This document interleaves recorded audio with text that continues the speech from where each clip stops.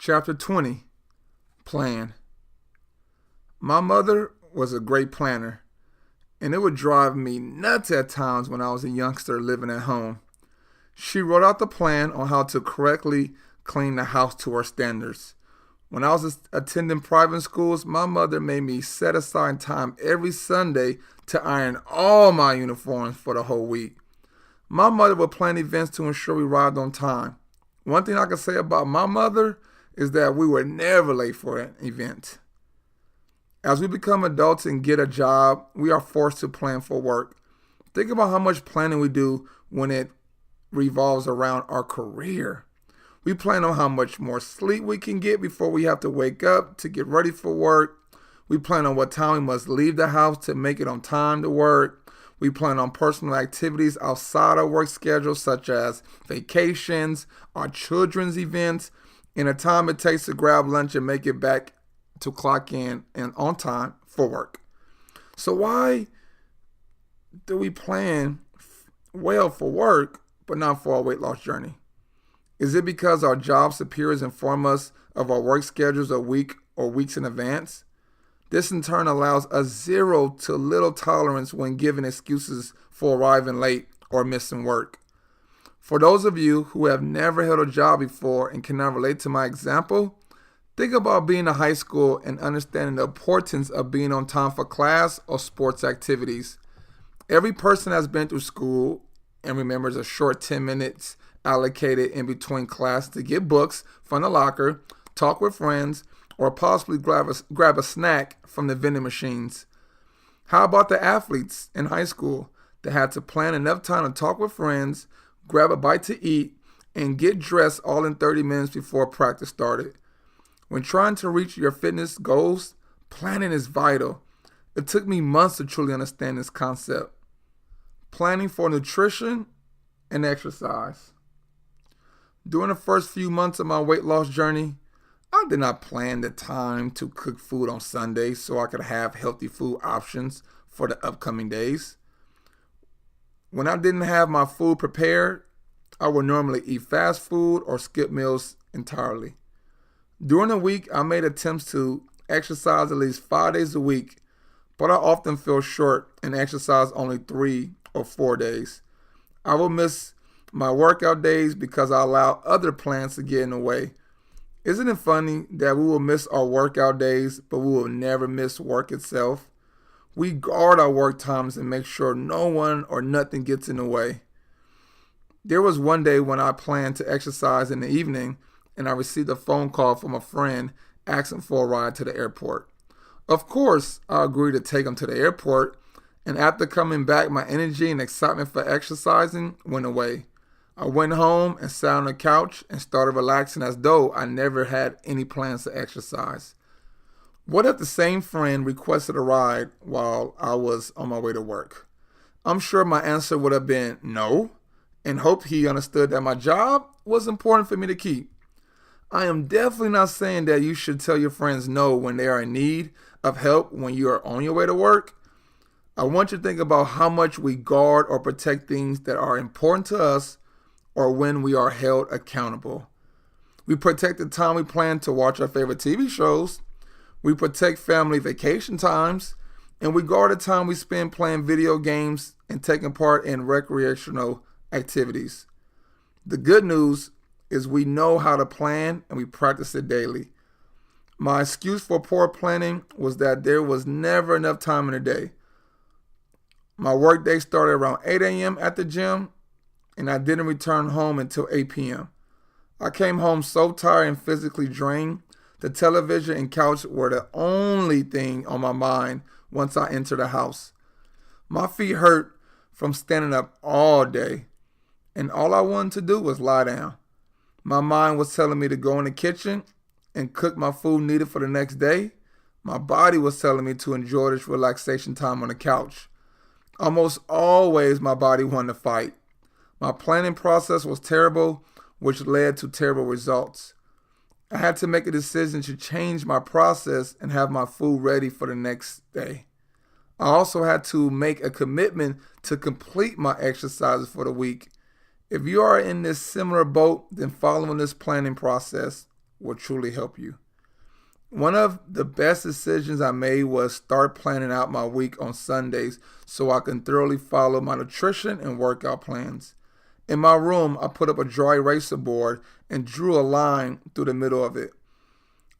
The left side represented my exercise schedule and the right side of the board represented my nutrition. I wrote out the times I will exercise under each day. Since I plan the time, I make sure I encounter no distraction during those routine times. As I continued to learn more about myself, I realized that exercising before work was best for me because I had fewer distractions. In the beginning, waking up early in the morning to do this brought forth feelings of pain. Maybe you feel the same way. I practiced and trained my mind to think that working out in the morning was needed because exercise after work wasn't consistent. I could guarantee exercise in the morning, but I could not guarantee doing it in the evening due to my hectic work schedule. If, for some reason, I missed a day during the week, I made sure I planned to make up the exercise day during the weekend. On the right side of the board, I wrote out the days I would cook my food for the whole week. I often chose Sunday and Wednesday for meal prep since my workout days and workloads at the gym were lighter on those days. Sometimes my days will switch because of events I may have planned on those days. Planning actually made life easier to stay on track. In the beginning, it seemed hard or time consuming because I had bad experiences with my mother, but in the long run, it saved me so much time and so many mistakes. I've coached so many people who tell me that they don't have time to make it to the gym or don't have enough time to cook their food. Another challenge my clients struggle with is fitting the time to exercise because they work 40 to 50 hours a week. Everyone has heard before that we all get the same number of hours each week. My old coach often told a team, the difference from an average player and a great player was how they manage their time. You may feel there's not enough time in the week to fit in your exercises and prepare your meals. When I mentor clients, I break down the hours we are given every week and figure out how they are spending their time. My question to you is, how do you use your time? So let's break down the hours we are given weekly and figure out where we can find time to hit your goals. There are 168 hours in a 7-day week. If we work 8 hours a day in a 5-day work week and sleep 8 hours a night for 7 days, then that will equal 96 hours being used to function and support ourselves. We may spend 40 hours a week with leisure activities such as social media, television, family time, and talk on the phone, etc. We now have 32 hours remaining for the week that we can use to exercise and meal prep. I know there are some individuals who still may say they don't have time to reach their goals. I teach my clients how to substitute time. I figure out if I was going to wake up energized in the morning to exercise, then I couldn't stay up late watching my favorite television shows. I chose to go to sleep earlier in order to wake up earlier. If you have to wake up an hour early to exercise, then do it. If you have to exercise late at night after school or work, then do it. When you have a desire to win or hit your goals, then you must commit to whatever it takes to make sure you reach your goals. Planning for change of schedules. One of the most common reasons people give up is because of changes in schedules. Schedules can often alter our lives. Our own work schedule, our kids' sports schedule, our spouse's schedule, and school schedules. We cannot control all the schedule changes. Humans are creatures of habit, and when we are forced out of our habit, we can mentally break down. So many times during my weight loss journey, my work schedule interfered with my exercise routine. Being a personal trainer, I had to train clients in the morning and evening. It's my duty to work around the client's schedule. I'll be lying if I say it didn't bother me because I formed a comfortable habit with my routine. Feelings of frustration, anger, and stress would suddenly run through my body when I had to change my routine. I often battled with these strong emotions until I read a book that changed my perspective. Mark Patterson's book, in a pit with a lion on a snowy day. This book helped me understand that when you're in a pit, there is nowhere to run, so you have to face the lion. Fighting against a lion on a snowy day will be a disadvantage because we don't have the paws and claws to sustain our balance on a snowy, slippery surface. When you are faced with your fitness challenge, the circumstances may often change. Your situation may start off favored, but then change in a split second and throw you off your game.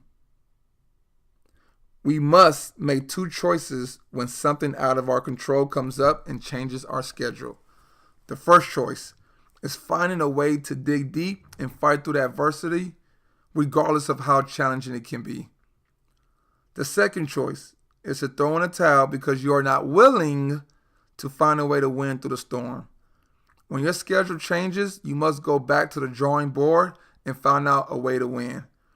Every time my schedule changes, I erase my current schedule and plan a new one. Remember, our initial goal in the beginning is to lose weight and enjoy how we look or feel. Our initial goal is not to lose weight with a perfect schedule that never changes. Always go back to your initial goal to help you cross the line.